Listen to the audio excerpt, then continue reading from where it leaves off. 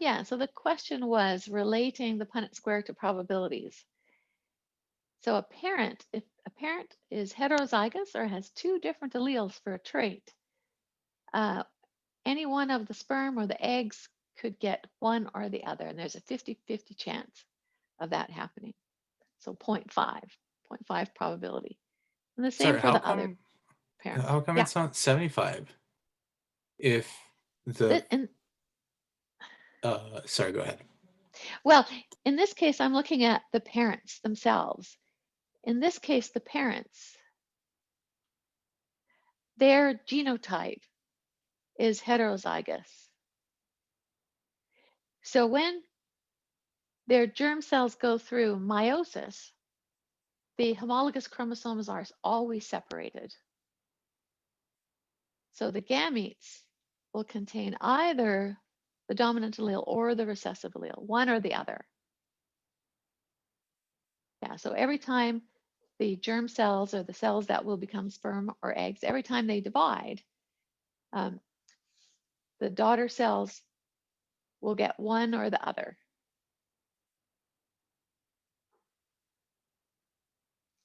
Does that make sense? This is in meiosis.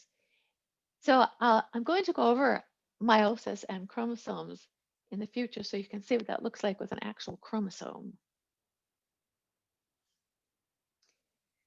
So meiosis is the process of a germ cell dividing twice, and then the resultant gametes are either eggs or sperm, contain half the number of chromosomes. In this case, the parent cell went through meiosis, and the gametes, so these are gametes, have either one or the other of the genotype. And that's because these alleles are on separate chromosomes. That's one chromosome. This is another chromosome. But during meiosis, one of these chromosomes will go to one end of the cell, the other one will go to the other end. And when the cell divides into the gametes, only one chromosome will be in the resultant daughter cells. So this is indicating the gametes.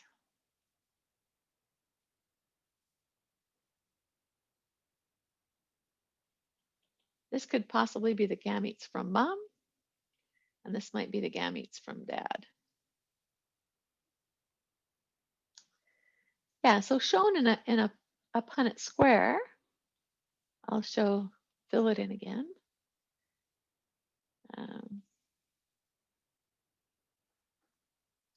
So what is the probability of these two coming together?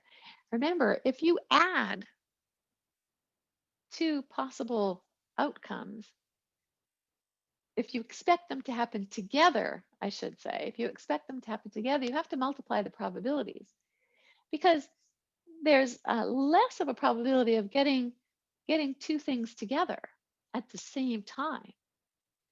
So you multiply them because there's a lower probability of getting them both at the same time.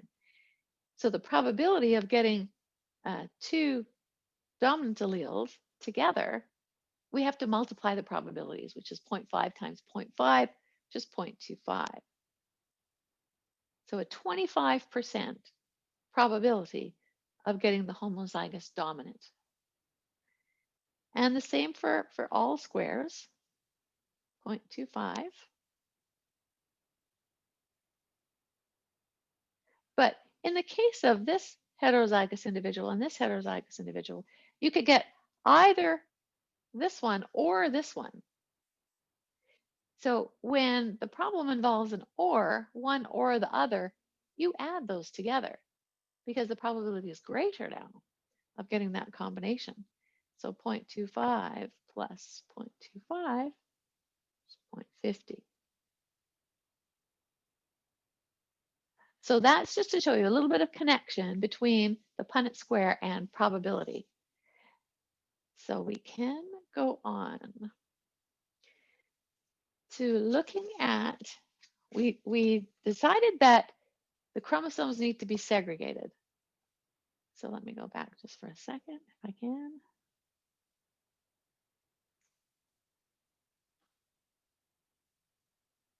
Nope. They need to be segregated, and they need to be segregated independently of each other. So you can only really test that if you're testing two different characters.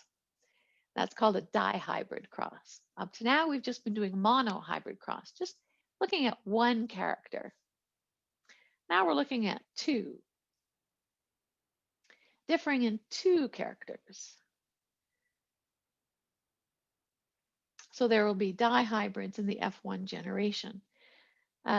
If they're two true breeding ones, then we will get heterozygous individuals for both characters.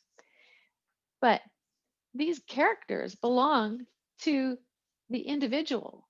So for example, your parents have, say, brown eyes and curly hair. Maybe your mom has curly hair, your dad has straight hair, your mom has brown eyes, your dad has blue eyes.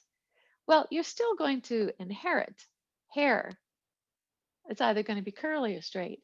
You're also going to inherit eye color. It's either going to be blue or brown. So I'm looking at true breeding parents. Say I'm looking at purple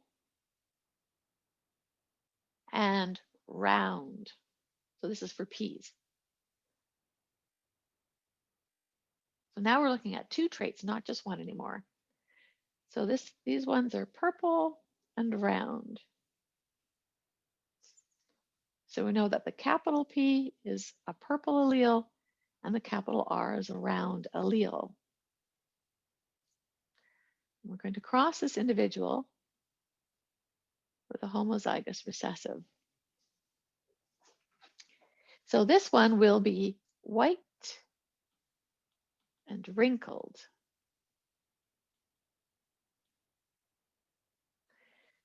So white is the little p allele and wrinkled is the little r allele. So what possible gametes can this individual produce? Remember, each gamete has to get one of each allele.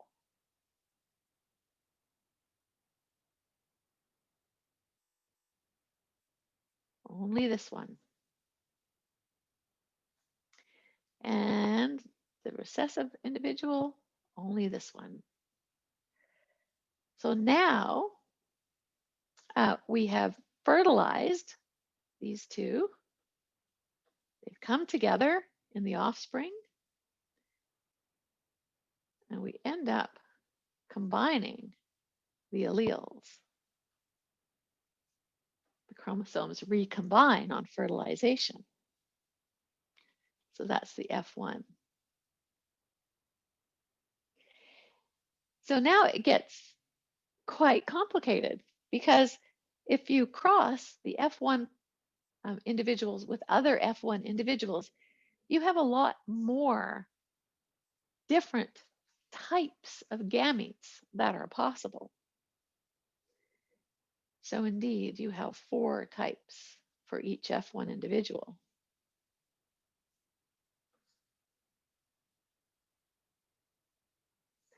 You can have big P, big R. You can have big P, little r. You can have little p, big R. And you can have little p, little r.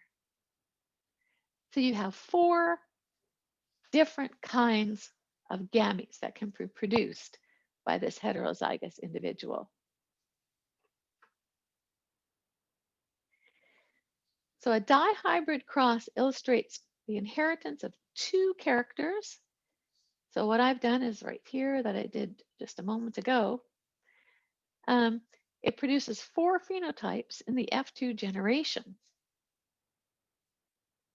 So all that this table is showing is what would happen if these alleles weren't independently segregated. So this is what would happen if they weren't, but they are. And so this is a table showing the 4 probabilities. you could get, in this case, they used yellow and round, and green and wrinkled. But you could get yellow round individuals. You could get yellow wrinkled individuals. You could get green round individuals. And you could get green wrinkled individuals. So those are the 4 different phenotypes. Yellow round, yellow wrinkled, green round, green wrinkled. What is the rarest one?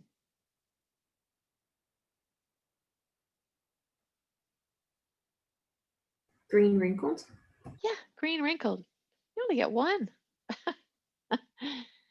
Only one. So that is a dihybrid cross. So now what I'd like you to do is go back and do the dihybrid crosses in your problem. Okay, so I'm going to stop this recording.